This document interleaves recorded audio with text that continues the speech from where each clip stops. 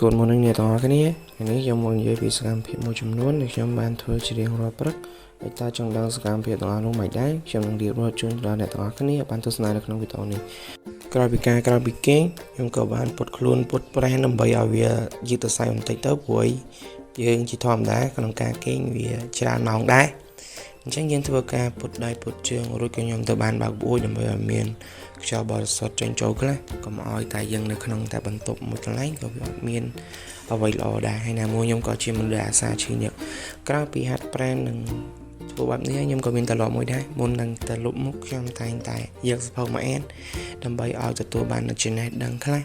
ទទួលបានអ្វីដែលថ្មីព្រោះខ្ញុំចូលចិត្តអានសៀវភៅមែនតើតាំងនៅរៀនក៏ដោយសារតែពេលព្រឹកគឺជាពេលវេលាមួយដ៏ល្អសម្រាប់ខ្ញុំក្នុងការអានសៀវភៅហើយវាជាពេលមួយដែលយើងអានទៅឆាប់ចូលនិងឆាប់ទទួលបាននូវចំណេះដឹងអំពីសៀវភៅទាំងនោះផងដែរបន្តមកទៀតអ្វីដែលខ្ញុំមិនអាចបំភ្លេចបានឬក៏មិនអាចខ្វះបាននោះគឺពេលព្រឹកគឺខ្ញុំតែងតែហូបទឹកមួយកែវឬក៏ពីរកែវមុនពេលដែលខ្ញុំហូបអាហារដោយសារតែខ្ញុំចង់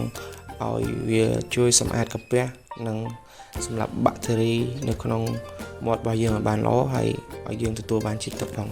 ក្រោយមួយទៀតអ្វីដែលយើងមិនអាចនឹងរំលងបាននៅពេលព្រឹកគឺការសម្អាតខ្លួននិងងូតទឹកជាដើមព្រោះការងូតទឹកដូចជាការសម្អាតខ្លួននៅពេលព្រឹកវាជួយឲ្យយើងឆ្លាស់មុខមាត់ឆ្លាស់ខ្លួនប្រាណក្រោយពីការងូតទឹករួចហើយយើងក៏មករកបាយហូបព្រោះពេលព្រឹក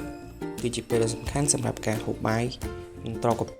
ដោយសារតែពេលព្រឹកគឺជាពេលចម្បងសម្រាប់អាហារមួយពេលនេះបើយើងអត់បានហូបវាទេវាអាចនឹងប៉ះពាល់ទៅដល់កាពះប៉ះពាល់ទៅដល់សារពាង្គកាយរបស់យើងខ្លាំងមែនតើអញ្ចឹងចង់ពេលព្រឹកបាន1ម៉ាត់2ម៉ាត់ក៏វាប្រសើរជាងរហូតផងដែរហើយជីវិត